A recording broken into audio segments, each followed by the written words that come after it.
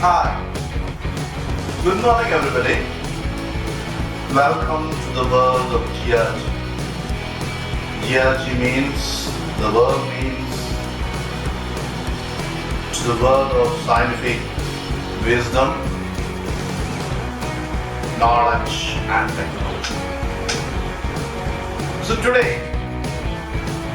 we'll be dealing with a portion in the subject EIA. So what is EIA? EIA is Environmental Impact Assessment.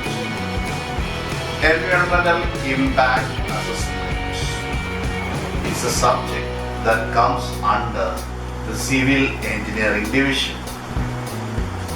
Now,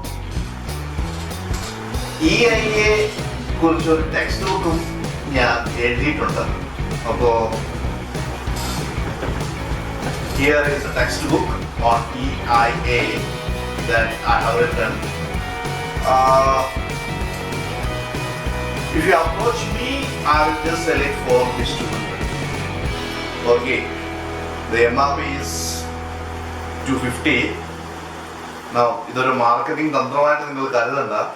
ഈ സബ്ജക്റ്റിനെ കുറിച്ച് പറഞ്ഞു വന്നപ്പോൾ ഞാൻ അറിയാതെ പറഞ്ഞതാണ്. ബിക്കോസ് ഇതിൻ്റെ ആധികാരികതയെ സൂചിപ്പിക്കുന്നു എന്നുകൊണ്ട് മാത്രം ഞാനൊന്ന് പറഞ്ഞു പോയതാണ്.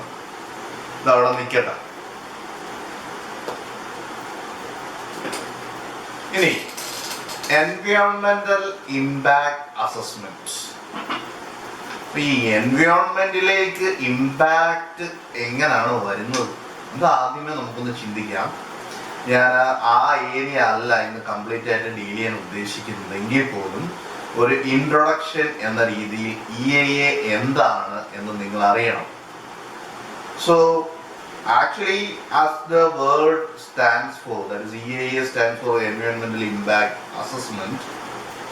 Now, how does environment gets hampered, or what all things will create an impact on the environment? Usually, it is the projects. When you consider a project, you can say that a project may be in its initial stage under paperworks, or it's about it has started or it is running, or else a project may be completed by now and the project is in the industrial phase or running phase. So a project can have 3 phases, that is present, past and future phases. That is, either a project is going to be started or is running or is under construction. So ഈ 3 ഫേസിലുള്ള project, so there are 3 phases of the project. And for each phase, except for the initial stage where the project has not started, where it is under paperwork, in all other phases the project is undergoing or is doing some, or it is interacting with the nature. It is interacting with environment. So the interaction with environment will affect or it will create effects upon the nature or the ecosystems within the nature. So what do you understand by ecosystem? A living system or a system of or a group of interrelated or coexisting beings of nature comprises the ecosystem. അതായത് ഒരു ചെറിയ സ്ഥലം എടുത്തു കഴിഞ്ഞാൽ അവിടുത്തെ പുല്ല് തിന്നുന്ന പുൽച്ചാടി, ആ പുൽച്ചാടിയെ തിന്നുന്ന തവള, ആ തവളയെ തിന്നുന്ന പാമ്പ്, ഇതെല്ലാം ഫുഡ് ചെയിൻ്റെ ഭാഗമാണ്. നിങ്ങൾ കേട്ടിട്ടുണ്ട്, കുഞ്ഞു ക്ലാസ് മുതലേ പഠിക്കുന്നതാണ്. ഇതെല്ലാം ഇന്റർഡിപ്പെൻഡന്റ് ആണ്. പുല്ലും പുൽച്ചാടിയും ഇന്റർഡിപ്പെൻഡന്റ് ആണ്. പുൽച്ചാടിയും തവളയും ഇന്റർഡിപ്പെൻഡന്റ് ആണ്. തവളയും പാമ്പും. ഭക്ഷണ കാര്യത്തിന് മാത്രമാണ് ഈ ഇന്റർഡിപെൻഡൻസി. അപ്പോൾ ഒരു നേച്ചറിലെ എന്ത് കാര്യം അല്ലെങ്കിൽ ഏതെങ്കിലും ഒരു പ്രോജക്റ്റ് സ്റ്റാർട്ട് ചെയ്തതിന് ശേഷം ഈ പുല്ലിനെയോ അല്ലെങ്കിൽ പുൽച്ചാടിയെയോ അല്ലെങ്കിൽ തവളയോ പാമ്പിനെയോ ഒക്കെ ബാധിക്കുന്ന രീതിയിലുള്ള എന്തെങ്കിലും ആക്ടിവിറ്റീസ് അല്ലെങ്കിൽ എന്തെങ്കിലും കാര്യങ്ങൾ ആ പ്രോജക്റ്റിന്റെ ഭാഗത്തുനിന്ന് ഉണ്ടാകുകയാണെങ്കിൽ അല്ലെങ്കിൽ അതിന്റെ ഭാഗമായിട്ടുണ്ടാകുന്ന ആക്ടിവിറ്റീസിൽ നിന്ന് ഉണ്ടാകുകയാണെങ്കിൽ അത് ആ എക്കോസിസ്റ്റത്തെയാണ് ബാധിക്കുന്നത്.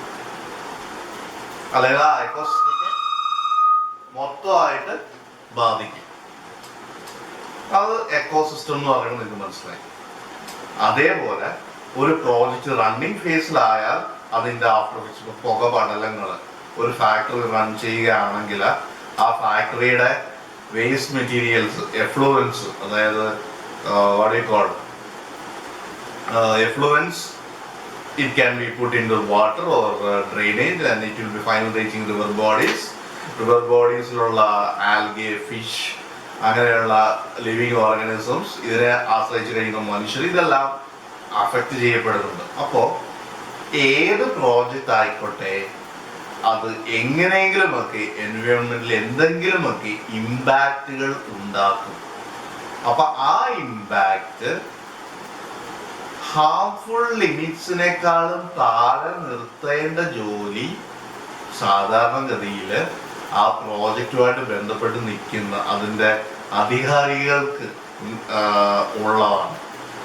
ടൗണിലെ ടൗൺഷിപ്പോ അല്ലെങ്കിൽ അങ്ങനെയുള്ള മുനിസിപ്പാലിറ്റി അല്ലെങ്കിൽ അങ്ങനെയുള്ള ഓഫീസേഴ്സിന് അവിടെയുള്ള അധികാരികളാണ് ഇത് ശ്രദ്ധിക്കുന്നത്. ഇങ്ങനെയുള്ള ഇമ്പാക്റ്റുകൾ ഇതുണ്ടാക്കാതെ പ്രോജക്റ്റുകൾ ഉണ്ടാക്കുന്നുണ്ടെങ്കിൽ അത് മിനിമൈസ് ചെയ്യാനൊക്കെ ആക്ഷൻ എടുക്കേണ്ടത് അവിടുത്തെ അധികാരികളാണ്.